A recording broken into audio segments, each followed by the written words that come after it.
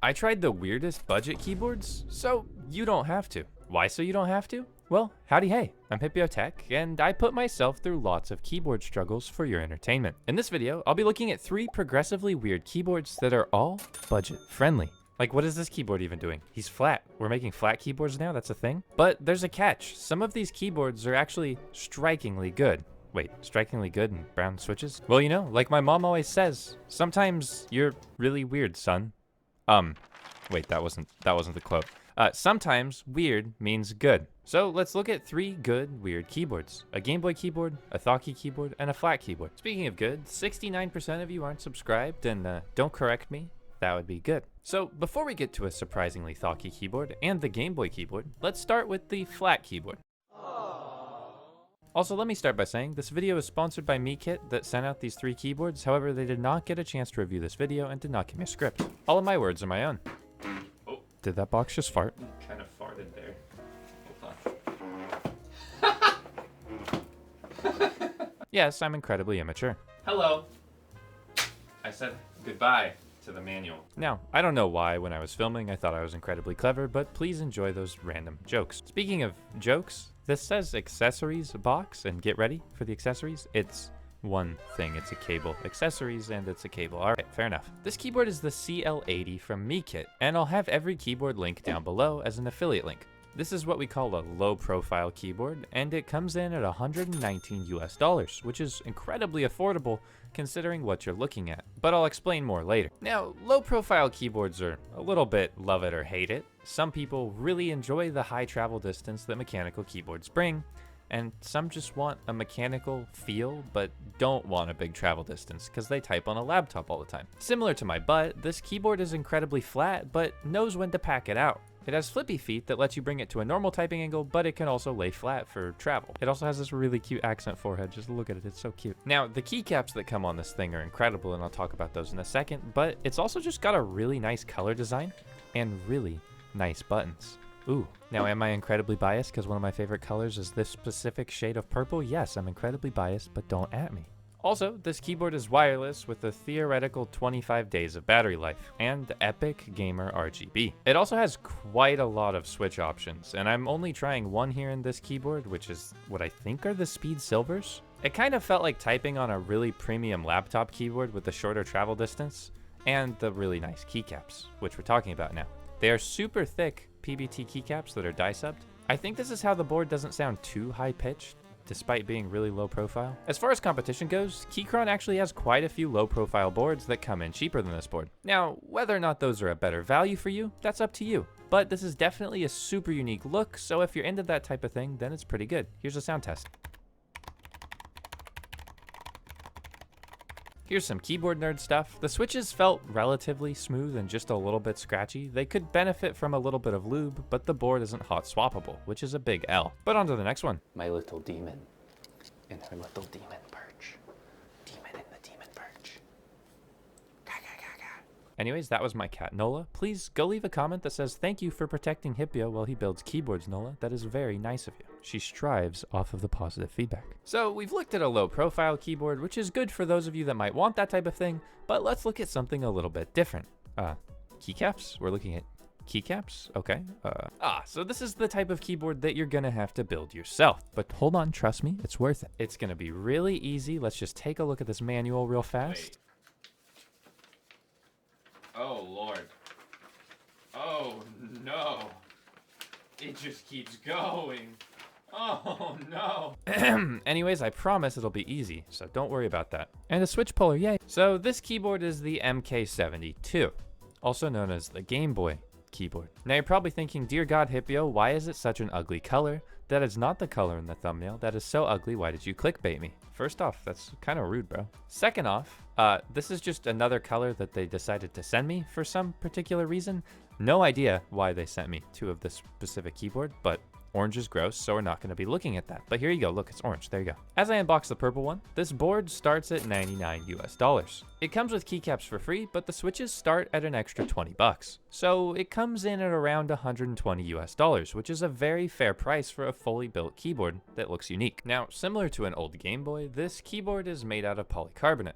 However, unlike an old Game Boy, it cannot play Pokemon. But You can use it to play like Doom or something, I guess. Like the other MiKit boards, it is wireless and it's over 2.4 gigahertz, so it's relatively fast and a lot less clunky than Bluetooth. It also comes in a bunch of different colors with a bunch of different switch options. And whoa, is that PE foam, or I guess like a silicone almost? It also comes with pre-lubed Durox stabilizers, which is kind of nutty, but they still could be really rattly, so I'm gonna put that to the test later. But overall, it's looking like we have a very, very nice shell here. Well, kind of. There's a really big elephant in the room with this keyboard that we'll talk about later after the switches. I decided to opt for the TTC Holy Pandas, but honestly, I don't think they were the best switch choice. Don't get me wrong, they're still fine, but they're also a $30 premium over the other switches, or maybe $20, I can't remember.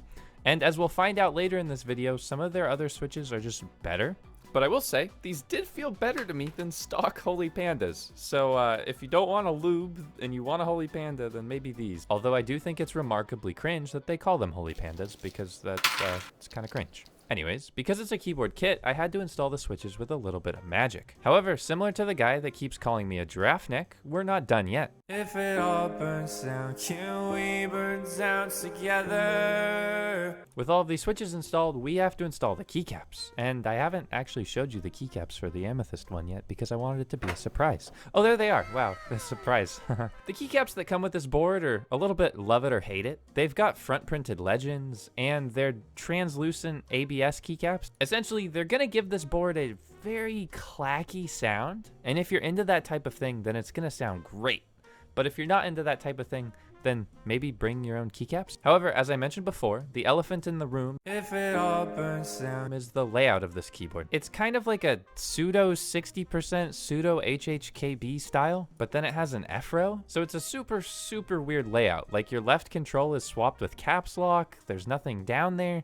So if you think you can use this layout, then go for it, but just be aware of what you're getting into. Personally, when I was using it, I kept hitting nothing instead of control. You could say that maybe I lost control. But with the shine through keycaps and case, this board looks absolutely gorgeous with its RGB on. Kind of like me at a rave. Soon I'm gonna mod it and make it even better, but here's what it sounds like right now. So that right there is entirely stock, no mods applied. And it sounds fine, it sounds like a decent keyboard. There's nothing inherently offensive about it, but I'll be making it sound really good. But first, we've got a third keyboard we need to check out. If it all burns. Now for the third keyboard, we've got something that sounds really good with no modding required. Well, I say really good, but like let's set our expectations. Really good for $100-ish bucks. This is the T80 Hazel Chalk, and I have no idea what that name means. Please don't ask me. It's got a very interesting color theme and a super cool retro aesthetic, which I'm really into. Now, originally they only wanted to send me one keyboard, but I asked them to send me all of these because I thought they were all interesting in their own unique ways. And similar to a frisky British person, I like playing with knobs. Don't take that out of context, please. This board has 2-stage flippy feet, and look at that angle. That's sure gonna help us be very efficient at typing later. Oh yeah, it also starts at $109 US for this exact setup. Unlike the last board, this board comes completely pre-built, so this is gonna be what you get. But is it moddable? Well, you can take the keycaps off, and those are double shot PBT. And wait, brown switches? Everything I've heard is that brown switches are bad. MX Brown funny, haha, right? Right? So wait, you said this was gonna sound good, Hipyo. What are you on? These are what they said are gold brown pros from TTC. But they're not gold, so I was a little bit confused. They're a tactile switch that has a relatively light bump. But, you hear that? That's really good. Wow.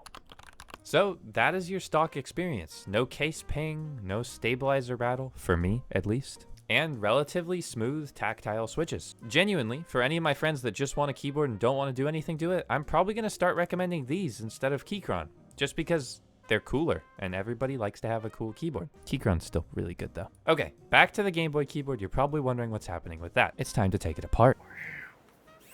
Now with my trusty WoW stick, this thing is super easy to take apart. It's just 4 screws and then the strength of rock climbing fingers to pry it apart. Once inside, you're greeted with a staggeringly empty case, and this is where I feel like they could definitely improve with some clear foam or maybe silicone. But this leaves room for us to have fun. Now, because you guys were incredibly depressed, I haven't included the tape mod in my last 4 or 5 videos. Hipyo, tape mod, more tape mod. Here's the tape mod. I'm going to be taping the back of the PCB with 2 layers of tape. Generally, electrical tape is better, by the way. This will give the board a little bit of a poppier, deeper, low-pass filtery type of sound. If you want to learn more about the tape mod, then I've actually got a whole entire video on it, and I'll put it in the top right, and if I don't, comment and tell me that I'm a goober. Or I guess do that anyways, just tell me I'm a goober, it's fine. Goober? I barely know her. Anyways, I'm gonna be filling this with foam, and you're probably thinking this doesn't look like foam, this looks like a weird pepperoni that ran into a rat. Well, it's actually one of those non-slip carpet rug things, and I'll link it down below if you're curious, but it's honestly just any type of foam will end up pretty good. I think in this board's specific case, a silicone pour would actually be way better, but I didn't feel like messing around with the battery, and you probably shouldn't either. The board was just decently loud, so I'm just trying to fill as much empty space in the case as possible, and it was honestly pretty difficult. I had to cut the foam pretty thin for the bottom portion of the case. But eventually, I was able to get it closed. So for the MK72, I do think it is a great option if you can get over the weird layout. The modability aspect of it is quite fun, so I do really enjoy that. In this particular case, I did have one stabilizer that ticked a little bit, so I just used a little bit of Permatex and shot it into my stabilizers. Didn't have to remove them, no big deal, and it ended up sounding great. Link down below. This is honestly a really good technique for any pre-built keyboard. It'll make your stabilizer sound way better. Like, look at that. So I looked at weird budget keyboards so you don't have to. What's my final verdict on the budget keyboards, eh? Well, I think each of these weird budget keyboards serves its own purpose. The Game Boy keyboard is great if you want some customization and a really unique aesthetic. It also sounds pretty good if you mod it, and that's fun. The CL80 looks absolutely incredible and would be really good for someone that moves around a lot or needs to take a keyboard back and forth from the office and doesn't want it to take up a lot of space. And the T80 is for someone that's really lazy and just wants a board to be good enough. It's a fine board. It's fine. I'm not offended. I'm going to leave you with a sound test of the MK72 from before and after modding. Please leave a sound test of your own in the comments to let me know what you thought of this type of video. Bye.